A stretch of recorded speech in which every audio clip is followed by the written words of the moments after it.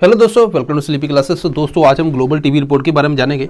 यहाँ से हमें प्री का जो सामान है वो मिल जाएगा कि टीबी रिपोर्ट के कुछ चीज़ें हैं जो उन्होंने बताई गई हैं इस रिपोर्ट के अंदर, वो हमारा प्री के एस्पेक्ट से इंपॉर्टेंट है। देन उसके बाद टीबी के बारे में हम पढ़ेंगे कि क्या टीबी क्या होता है। देन टाइप्स, जैसे हम बात करते हैं एमडीआर क्या है ना, एक्सडीआर क्या है, तो इनके बारे में हम जानेंगे, राइट। देन उसके बाद हमारा मेंस के लिए अगर हम इस टॉपिक की बात करें तो यहाँ पे हमें कुछ फैक्चुअल इंफॉर्मेशन मिलेगी जो हम यूज कर सकते हैं। इसके अलावा यहाँ पे जो है कुछ जो इनिशिएटिव जो है उनके बारे में भी हम बात करेंगे। तो ये सारा जो है अपना प्री के अंदर काम आने वाला है, तो इस लेक्चर के अंदर देखेंगे। और कुछ बताऊंगा मैं ज़्यादा इंपॉर्टेंट जो पॉइंट्स हैं इसके अंदर जो टीबी रिपोर्ट है। पहली बात है कि WHO ने रिसेंटली जो ग्लोबल टीबी रिपोर्ट 2023 को वो रिलीज किया उसको। अब यहाँ पे क्या है कि जो लोग हैं, जो पेशेंट है डायग्नोज विद टीबी, 7.5 मिलियन जो है इतने डायग्नोज किए गए। ये रिपोर्ट ये कहती है कि इंडिया के अंदर अराउंड 28 लाख जो टीबी के केसेस 2022 के अंदर पाए गए। देन एमडीआर एक कॉज ऑफ कंसर्न है, क्या होता है इसके बारे में जानेंगे। इसके अलावा इन्होंने बोला इंडिया जो हाईएस्ट जो टीबी के केसेस है वर्ल्ड के अंदर 2022, ये पॉइंट जो है ना ये इंपॉर्टेंट है आपका pre as well as mains के एस्पेक्ट से। 27% जो ग्लोबल बर्डन है। इसके अलावा बाकी कंट्री भी टॉप 8 कंट्री उनके बारे में बताया गया यहाँ पे। देन यहाँ पे इन्होंने ये भी बताया कि जो ट्रेंड थे, जैसे हम डायग्नोस करते हैं, देखो ऐसा होता है कि जब हम ये मानते हैं कि मान लीजिए किसी कोई भी डिजीज है उसके केसेस है ना जो इंक्रीज हो रहे हैं, तो हमें लगता है कि यार ये केसेस पता नहीं बढ़ गए।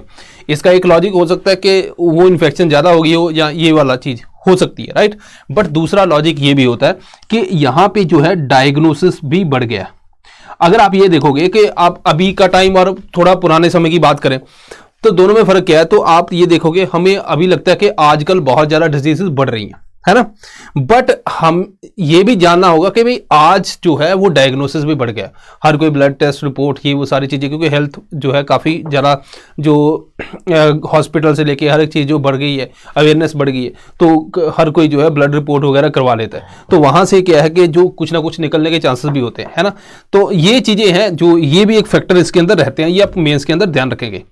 अब यहाँ पे जो है अगर देखें तो टीबी पढ़ने से पहले जो हमारा जो संभव 2.0 जो प्रीलिम क्रैश पहले हमने स्टार्ट किया, लास्ट ईयर स्टार्ट किया था, बहुत से बच्चों ने ज्वाइन किया, उनको पता होगा कि उससे बहुत ज़्यादा बेनिफिट हुआ।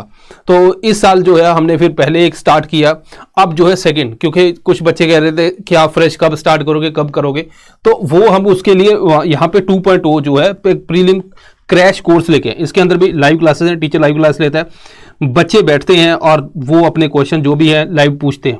इसे डिसिप्लिन जो है मुझे लगता है जो सबसे इंपॉर्टेंट जो खास बात होती है कि एक आप डिसिप्लिन के अंदर 4-5 महीने रहते हो, जो आपका प्रीलिम्स को क्लियर करने में काफी ज्यादा हेल्प करता है। प्रैक्टिस टेस्ट मिलते हैं, जैसे एक टॉपिक करवाया साथ ही प्रैक्टिस टेस्ट होता है, आप उसको अटेम्प्ट करें, आपको पता चल जाएगा टॉपिक पढ़ा या नहीं। तो हर एक टॉपिक के ऊपर एक क्वेश्चन ऑलमोस्ट यहाँ पे जो है प्री का रहता है।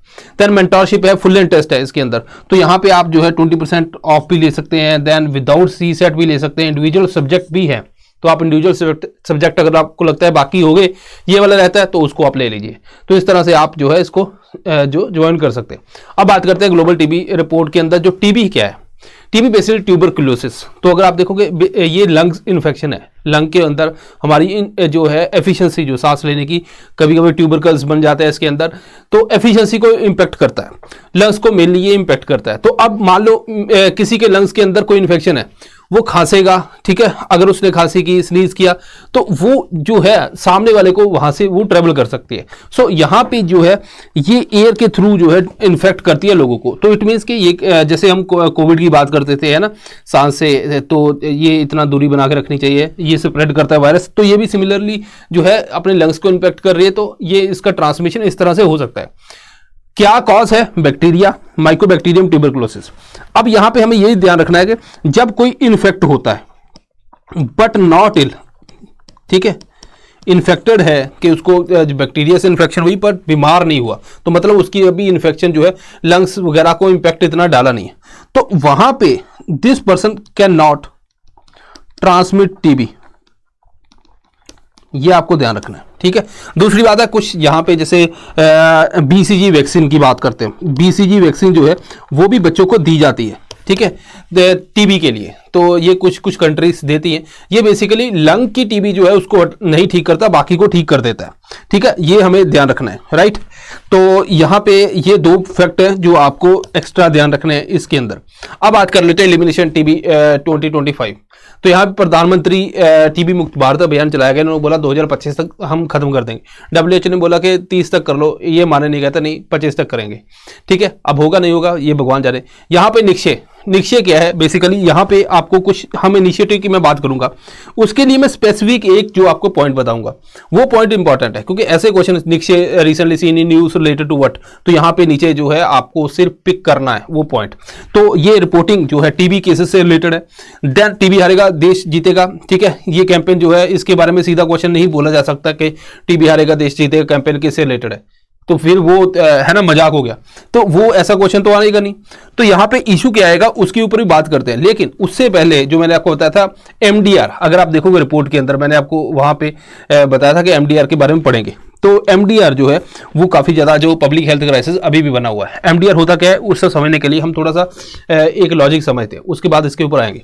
अब यहाँ पे देखो कि बहुत से जैसे बैक्टीरियल इन्फेक्शन होती है, तो आपने एंटीबायोटिक का नाम सुना होगा, एंटीबायोटिक है ना, एंटीबायोटिक दी जाती है, राइट। जैसे मान लीजिए कोई बीमार हो गया, अब आप क्या होता है नॉर्मली कि आप बीमार हो, फार्मासिस्ट के पास गए कि बीमार हो, तो मे बी हो सकता है आपको वायरल इन्फेक्शन हो, वो आपको एंटीबायोटिक दे देता है। ठीक है, अब वो तो आपने वायरस की जो दवाई चाहिए थी आपको एंटीवायरल, लेकिन उसने एंटीबायोटिक दे दी। इसके केस में क्या होता है कि बॉडी के अंदर ना ये धीरे धीरे हम लेते रहते हैं, दवाई काम करना बंद कर देती है। उसके अलावा जैसे आपको 3 दिन की दवाई देगी, आप 1.5 दिन में ठीक हो गई, उसके बाद आपने लेना छोड़ दी, तो ये समझो कि एंटीबायोटिक इधर है, ये बैक्टीरिया है। तो ठीक है, बैक्टीरिया को ये लड़ती है। ऐसा नॉर्मली यहाँ पे क्या होता है कि जैसे मान लीजिए बैक्टीरिया, तो एंटीबायोटिक जो है इसके अंदर आती है और यहाँ पे कम्युलेट हो जाती है, इसको खत्म करती है। तो धीरे धीरे क्या होता है कि बैक्टीरिया सर्वाइव करना जान जाता है अगर हम उसको पूरे कोर्स के अंदर नहीं ले। मान लीजिए आपको 3 दिन के लिए बोलेगी, तो वो कोर्स इस हिसाब से डिजाइन होता है कि पूरा बैक्टीरियल इन्फेक्शन को खत्म कर देगा। हमने 2 दिन खाई तो धीरे धीरे कुछ बैक्टीरिया बच गए। तो यहाँ पे क्या होता है कि ये जो मेडिसिन है ना, ये इधर से एक रूट ओपन कर देता है, मेडिसिन बाहर चली जाती है। तो ऐसे बहुत से तरह के रूट्स हैं जिनको यूज करता है। ठीक है, जेनेटिक रीजन भी होते हैं, म्यूटेशन भी होती है, तो जीन ट्रांसफर भी होता है। तो रिसेंट टाइम में मैंने प्रीमिक्स के अंदर एक क्वेश्चन बनाया था, उसके अंदर मैंने समझाया था। तो ये इस तरह से जो है एंटीबायोटिक रेजिस्टेंस हो जाता है। जैसे मान लीजिए पोल्ट्री के अंदर जो है वो चिकन के अंदर काफी ज्यादा एंटीबायोटिक यूज की जाती है, क्योंकि कम स्पेस के अंदर उनको ग्रो करना होता है, इन्फेक्शन का डर रहता है, तो एंटीबायोटिक दे देते हैं कि जल्दी से ग्रो करे ताकि इनको बेचे। तो वो हमारी बॉडी के अंदर जाता है, एंटीबायोटिक रेजिस्टेंस वहां से होने का चांस रहता है। अब मान लो किसी पर्सन को टीबी हो गया, उस टाइम पे अगर वो ड्रग जो है उसके ऊपर ना काम की, उसको टीबी की दवाई दे दी, ठीक है, अब वो टीबी की दवाई सही से नहीं ले रहा, तो रेजिस्टेंस हो गया, तो फिर और हायर लेवल की एंटीबायोटिक देनी पड़ेगी, वही काम करेगी। तो उसके अंदर भी रेजिस्टेंस हो गया तो फिर इसका इलाज नहीं बचता। ये आपको ध्यान देना है। अब फार्मास्यूटिकल कंपनीज जो है ना, ये इतनी मेडिसिन नहीं बनाती है, एंटीबायोटिक कम इंटरेस्ट रखती हैं। क्यों? क्योंकि इसका रेजिस्टेंस हो गया तो वो मेडिसिन इतनी बिकती नहीं है, फिर वो उनका जो एक बिजनेस है वो थोड़ा सा डाउन हो जाता है। तो इसीलिए इसके ऊपर इतना जोर नहीं दिया जाता। अब देखते हैं एमडीआर क्या है, मल्टी ड्रग रेजिस्टेंस ट्यूबरकुलोसिस। तो अगर किसी को टीबी है तो उसको जो ड्रग दी जाती है ना, जो first line anti TB drug है, जैसे आइसोनाइजिड रिफेम्पसिन है, ये दिया गया, राइट। अब उस पर्सन ने उसको सही से ना लिया या पहले से रेजिस्टेंस कर रहा था, कोई भी रीजन हो सकता है, उसकी वजह से वो दवाई उसके ऊपर काम नहीं कर रही, उसको क्या बोलते हैं, मल्टी ड्रग रेजिस्टेंस टीबी। अब इसके बाद फिर क्या होगा, उस पेशेंट को क्या दें, उसको फिर हम सेकेंड लाइन ऑफ ड्रग देते हैं। अगर सेकेंड लाइन का भी रेजिस्टेंस हो जाए तो देन इसको बोलते हैं एक्सटेंसिवली ड्रग रेजिस्टेंस, XDR। ठीक है दोस्तों, अब देखो बहुत ही कम मेडिसिन बनती है। रिसेंटली एक मेडिसिन बनी थी प्रेटोमेनिड। प्रेटोमेनिड बेसिकली ये एक ड्रग है जो XDR एंड MDR तीनों के लिए यूज होती है। अब ये एक ड्रग बची है, देन बेडाक्विलिन है एंड देन लाइनोजोलिड है। तो ये कुछ ड्रग्स हैं जो इसके अंदर हैं अभी हमारे पास। तो ये बहुत ही रेयर बनती है, कम बनती है, इंटरेस्ट कम रहता है, तो इसीलिए जो है ये आपको ध्यान रखना है। आप खुद भी, अगर आप पेरेंट्स भी आप जाते हो तो आप ये ध्यान रखो कि फार्मासिस्ट से जो है वो ज़्यादातर आप देखोगे इसमें एंटीबायोटिक होती है, तो उसको आप मत यूज करो या तो, ठीक है, यहाँ डॉक्टर से कंसल्ट करके फिर यूज करो। अदरवाइज ऐसे घर में पड़ी बहुत बार क्या करते हैं, कोई भी गला खराब है तो एंटीबायोटिक ले ली, एक गोली खा ली, ठीक हो गया थोड़ा सा, बस ठीक है, तो ये काम मत करना, तो बाद में दिक्कत काफी आ सकती है। ठीक है दोस्तों, इंडिया ने एफर्ट क्या किया, एक डॉट्स स्ट्रेटजी जो आई थी WHO की, है ना, उसने रिकमेंड किया था, आपको याद होगा राहुल द्रविड़ ऐड करते थे उसकी। अब उसके बेस के ऊपर हमने स्टार्ट कर दिया revise national TB control programme. इसके अंदर क्या है, फ्री डायग्नोस करेंगे, ट्रीटमेंट करेंगे, ठीक है। अब इसके अंदर डॉट्स जो है उसको हम उसके बेस के ऊपर हम इसको लेके आए। तो डॉट्स के अंदर क्या होता है कि जैसे वॉलंटियर्स हैं जो ट्रेनिंग मतलब हेल्थ प्रोफेशनल को ट्रेनिंग देते हैं, उसके बाद जो है पेशेंट ड्रग सर्विसेज ये सब कुछ प्रोवाइड किया जाता है। यहाँ पे की एलिमेंट क्या है, फाइनेंशियल कमिटमेंट होगी, पॉलिटिकल, है ना। देन यहाँ पे कोर्स है एक पूरा दिया जाता है, उसको आपने फॉलो करना है।